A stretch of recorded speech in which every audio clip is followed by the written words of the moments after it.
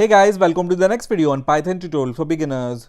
In this video, I'm going to show you how you can create a text file in Python and write in it. So let's get started. So to start with, we use a built-in function which is open, and it takes two arguments. First is the name of the file which we want to create or read.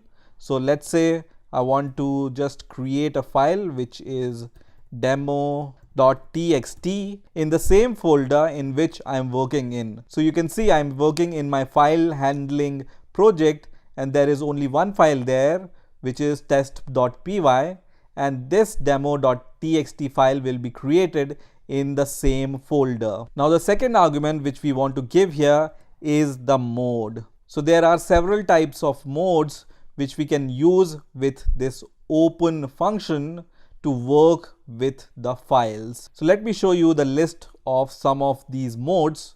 So you can see on the left hand side I have listed the modes. So you can use the R or R plus or W or W plus or A or B. Now R is used to read from the file, and if you don't provide any mode to this function, then the default mode is the read mode.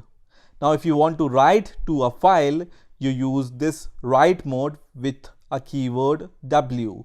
So we are going to use this W keyword in order to write to the file. So let's use this W keyword here, and then this open function returns a file object. So let's store this file object into a variable. Now generally we call this file object a file handler, and using this file handler we can work with the file on which we are working on. So this file handler will be used to work on this file which we want to create. Now in the next line I will just use this file handler, and then I can call some methods here. You can see there is a list of methods I can call on this file handler which is returned by this open function. So to write into a file, I can use the write function, and here inside the write function you can provide any text whatever you want to write to the file. So let's say I just want to write this line of string to my text file which I'm creating. So I can just paste this text here, and then after writing to a file, when you are finished working with the file, you use once again this fh and then call a method called close on it. Now what does this close function do? So this close function is used to close the file and immediately free up any system resources used by your file handler, which is fh, and it's a good practice to use this whenever you are done with the handling of your file. So always remember to use this close function after you are done with the handling of your file. So this is a good practice, but I would say you must call this function, and that's it. So this W mode, if the file demo.txt doesn't exist, it's going to create the file and then it's going to write this text into the file. So W mode is responsible for creating the file also, and if the file already exists, it will overwrite the previous string by the string which you are writing using this write function. So let me just run this code, and you will keep eye on this project because this file will be created inside this project. So I'm going to right click and then run this test file, and you will see as soon as I run this test file, there is one more file created here which is demo.txt, and when I click on this file, you can see the same text appears here which we have written using the write function. Now if you want to provide the line breaks, you can provide them using \n, and I'm going to once again run the code. So remember, when the file doesn't exist, the W mode is going to create the file, and if the file already exists, which it does now, then it's going to overwrite it. So I'm going to run the program once again and see the content of this demo.txt, and you can see this string is split into 2 lines, which is done by this \n. So let me just split the screen so you will see the demo in the real time. So on the right hand side I have my demo.txt file, and on the left hand side I have this code on which I'm working on. So let's write something else in this file. So instead of writing this big line of text into the file, what I want to do now is I want to use a for loop to print 10 lines into this demo.txt file. So I'm going to use a for loop for that, and I'm going to just write for I in range, and let's say the range is 10, and then we will call our write function using this fh file handler. And then what I want to write here is, let's say this is line number modulus d, and I will just replace this mod d with the line number, and then I will just provide the line break after that. And in the previous videos we have already seen that when you use this modulo symbol and then give some value here, for example I, then this mod d will be replaced by this I, right? So let's run the code and let's see what happens now. So I'm going to run this code, and now you will see that this code prints this is line number 0, this is line number 1, because the range starts from 0. So in order to print the line number from 1, what we can do here is we can use this parenthesis here. Let me just move this to the side. So inside the parenthesis we can use I plus 1. So we can add 1 every time this value of I is printed. So it will start from 1. So let's run the code once again, and you can see now it prints this is line number 1, line number 2, 3, 4 up to 10. Now you might have already observed that whenever I run the code, this demo.txt file is overwritten every time when I run this code.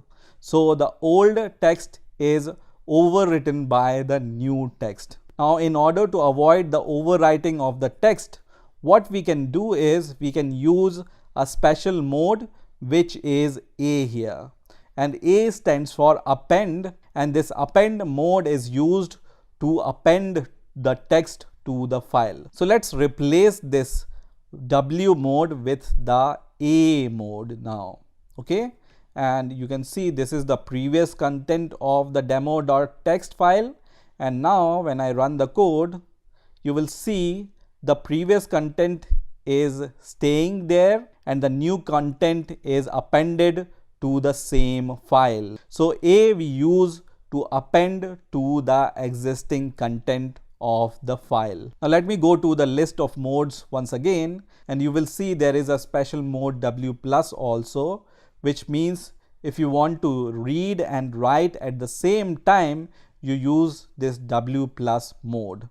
And this mode is going to create a new file if the file doesn't exist.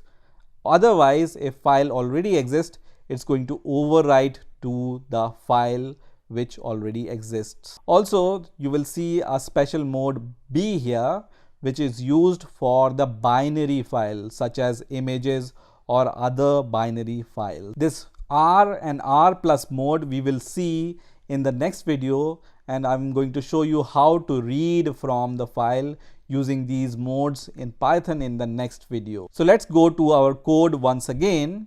And in the videos in which I have shown you how to use exception handling, I told you we can use try with the finally keyword. So try, and we can enclose this for loop inside the try block, and let's do this. And then in the finally we can add the closing of this file. And what does this finally do? If you remember, this finally block is always called in the case exception is thrown by this code, or if exception is not thrown. So this fh.close is definitely will be called whenever we use this finally keyword in order to call the fh.close function. So you can either use this kind of code in order to work with your file handler and then use this close function with this file handler at the end of the handling of the file. Otherwise, Python provides the shorter form of writing the same type of notation. And this notation is you use a keyword with and then you call open function, and you can provide the same type of arguments here. For example, demo.text and append, and then you use as keyword and then you write the name of the file handler, for example fh, as you have done here, and then you provide this colon, and inside this with statement you work with your code. For example, we work with the file writing with this for loop. So this whole code, including the try and finally block, is equivalent to this kind of code, which is the shorter form of writing the same code. So this with statement is going to always call this close method with your file handler when you are done with the handling of your file. So you don't need to explicitly call this try finally block in order to work with your file. This is enough to work with the file. So either use this notation or this notation. Both are equivalent to each other. Now the last thing which I want to show here is, let me just use the with statement in order to work with this demo.txt file is, for example, you don't want to create this demo.txt file into the current project. Instead, you want to create this file into some folder on your computer. So let's say I want to create this file inside this folder, which is inside my C directory. So I can just copy this whole path from here, and then I can just paste this path with the backslash here.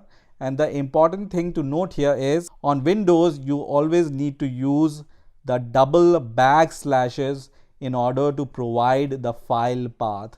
Okay, so use these double backslashes to provide the file path. So C, inside the C directory I have this files folder, and inside the file folder right now you can see this is empty. And now when I run this code, let me just change the mode to W, which is for write mode, and I'm going to run the code.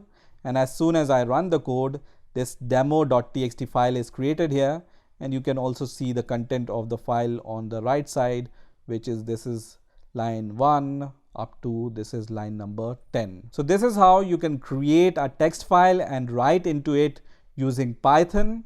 In the next video, I'm going to show you how to read from a file and work with the content of the file. So stay tuned, and I'm going to see you in the next video.